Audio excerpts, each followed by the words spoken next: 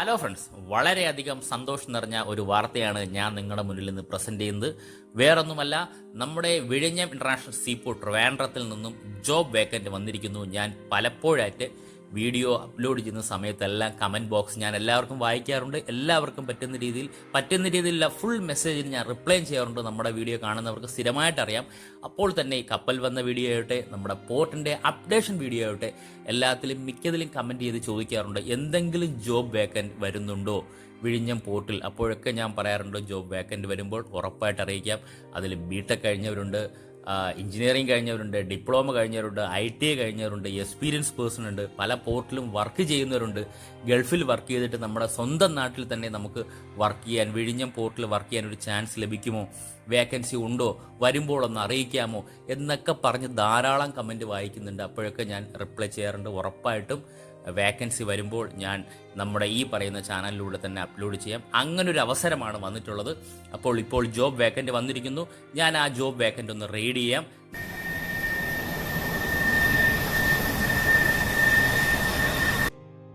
ആദ്യ ജോബ് ഇവിടെ കൊടുത്തിട്ടുള്ളത് ഫ്യുവൽ സ്റ്റേഷൻ ഓപ്പറേറ്റർ. ITI 2 വർഷത്തെ എക്സ്പീരിയൻസ് ആണ് അതിന് ചോദിക്കുന്നത്. ഫ്യുവൽ സ്റ്റേഷൻ ഓപ്പറേറ്ററിന് 2 വർഷത്തെ ITI എക്സ്പീരിയൻസ് ആണ് ചോദിച്ചിട്ടുള്ളത്. രണ്ടാമത് സ്റ്റോർ കീപ്പർ, ഡിപ്ലോമ അല്ലെങ്കിൽ ഗ്രാജുവേഷൻ, 2 വർഷത്തെ എക്സ്പീരിയൻസ് ആണ് ചോദിച്ചിട്ടുള്ളത്. ഇനി അടുത്ത് നമുക്ക് നോക്കേണ്ടത് വെസൽ പ്ലാനർ, ഡിപ്ലോമയും അല്ലെങ്കിൽ ഗ്രാജുവേഷൻ. ഡിപ്ലോമ അല്ലെങ്കിൽ ഗ്രാജുവേഷൻ അത് 5 വർഷത്തെ എക്സ്പീരിയൻസ് ആണ്. മുകളിലത്തെ 2 ജോബിനും 2 വർഷത്തെ എക്സ്പീരിയൻസ് ആണെങ്കിൽ ഇതിന് വെസൽ പ്ലാനറിന് 5 വർഷത്തെ എക്സ്പീരിയൻസ് ആണ് ചോദിച്ചിട്ടുള്ളത്. ഇനി അടുത്ത് യാർഡ് പ്ലാനർ, ഡിപ്ലോമ അല്ലെങ്കിൽ ഗ്രാജുവേഷൻ, 3 വർഷത്തെ എക്സ്പീരിയൻസ് മതി യാർഡ് പ്ലാനറിന്. ഇനി അടുത്ത് നമുക്ക് വരുന്നത് welder or fabricator, ITI or diploma.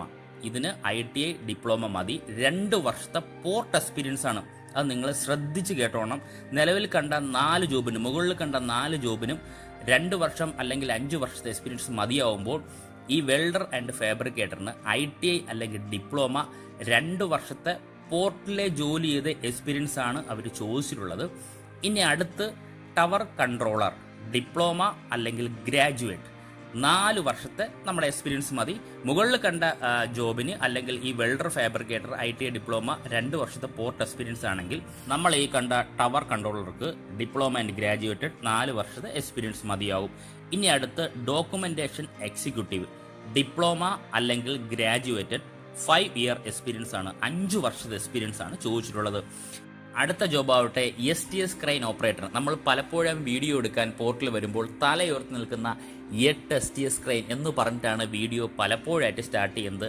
ആ STS ക്രെയിൻ ഓപ്പറേറ്റർ അതാണ് അടുത്ത ജോബ്. അതിന് ഡിപ്ലോമ അല്ലെങ്കിൽ ഗ്രാജുവേറ്റ് മതിയാവും, 3 വർഷത്തെ എക്സ്പീരിയൻസും നിലവിൽ വേണം STS ക്രെയിൻ ഓപ്പറേറ്റർക്ക്. അടുത്തു വരുന്നത് ഇലക്ട്രിക്കൽ ടെക്നീഷ്യൻ, ഡിപ്ലോമ അല്ലെങ്കിൽ ഗ്രാജുവേറ്റഡ്, 2 വർഷത്തെ പോർട്ട് എക്സ്പീരിയൻസ് ആണ് ചോദിച്ചിട്ടുള്ളത്. ഇതിന് മുന്നേ ഒരു ജോബ് ചോദിച്ചിട്ടുണ്ടായിരുന്നു, നിങ്ങൾക്കൊന്ന് മനസ്സിലാക്കുക. Welder and fabricator, ITI and diploma, അതും 2 വർഷത്തെ പോർട്ട് എക്സ്പീരിയൻസ് ആണ്. രണ്ടാമത് വന്നതാണ് electrical and technician, diploma and graduated, 2 വർഷത്തെ പോർട്ട് എക്സ്പീരിയൻസ്. ഇനി അടുത്ത് വരുന്ന ജോബ് മെക്കാനിക്കൽ ടെക്നീഷ്യൻ, ഡിപ്ലോമ അല്ലെങ്കിൽ ഗ്രാജുവേറ്റഡ്, 2 വർഷത്തെ പോർട്ട് എക്സ്പീരിയൻസ് ആണ്. പോർട്ട് എക്സ്പീരിയൻസ് പ്രത്യേകം നിങ്ങൾ നോട്ട് ചെയ്യേണ്ടതാണ്.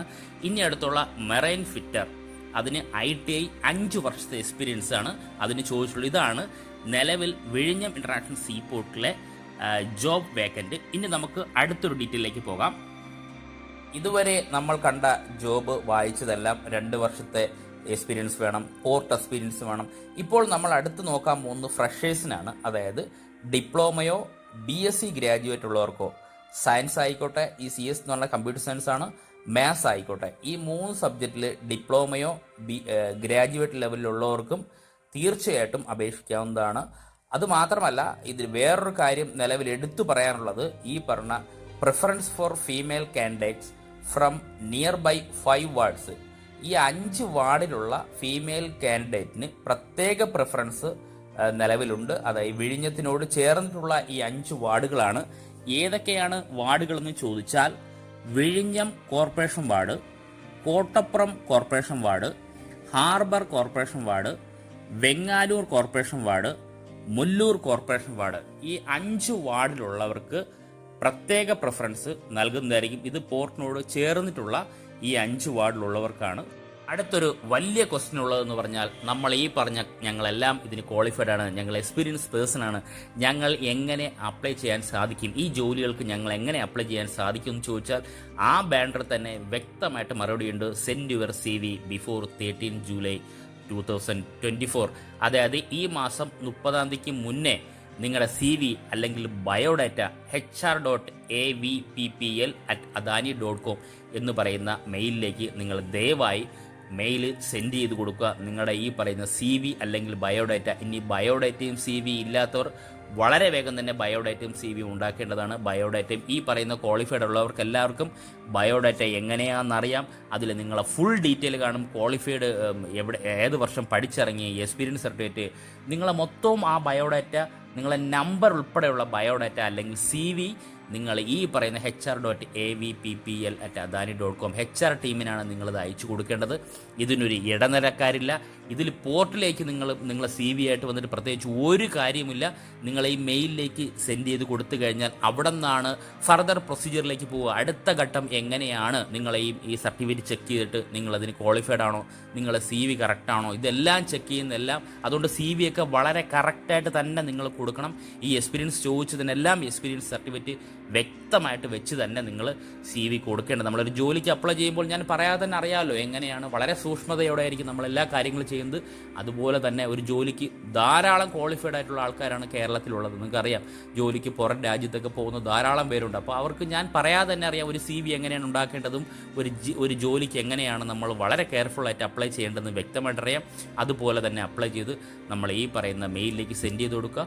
അവിടെ നിന്നുള്ള ഫർദർ പ്രൊസീജിയർ അനുസരിച്ചായിരിക്കും ഈ വേക്കൻ്റ് എല്ലാം ഫില്ല് ചെയ്യുന്നത് എന്നാണ് നമുക്ക് ഈ ബാനർ വായിക്കുമ്പോൾ അറിയാൻ സാധിക്കുന്നത്. അതുകൊണ്ട് ദയവായി ആരും നേരിട്ട് പോർട്ടലിൽ പോയിട്ട് നിലവിൽ ഇത് അപ്ലൈ ചെയ്യേണ്ടോ ചോദിക്കേണ്ട കാര്യങ്ങളൊന്നുമില്ല. നിങ്ങൾ ഈ CV നിങ്ങൾ HR.avppl@adani ഗ്രൂപ്പിലേക്ക് നിങ്ങൾ സെൻഡ് ചെയ്താൽ അവിടെ നിന്ന് നിങ്ങൾ മെയിൽ മാർഗമായിരിക്കും നിങ്ങൾക്ക് കൺഫർമേഷൻ ബാക്കി എല്ലാം കിട്ടുക. ഈ വീഡിയോ ഇഷ്ടപ്പെട്ടാൽ നിങ്ങൾ മാക്സിമം ഷെയർ ചെയ്യുക. കാരണം ഒരാൾക്കൊരു ജോലിക്ക് വേണ്ടിയായിരിക്കും എല്ലാവരും ശ്രമിക്കുന്നത്. അതുകൊണ്ട് മാക്സിമം ഷെയർ ചെയ്യുക, സപ്പോർട്ട് ചെയ്യുക. ഈ ചാനൽ സബ്സ്ക്രൈബ് ചെയ്ത് നമ്മുടെ ഫാമിലി മെമ്പറിൽ ഒരു അംഗമായി കഴിഞ്ഞാൽ ഞാനിടുന്ന ഓരോ വീഡിയോയും ആദ്യം തന്നെ നോട്ടിഫിക്കേഷൻ ലഭിക്കുന്നതായിരിക്കും. Thank you friends.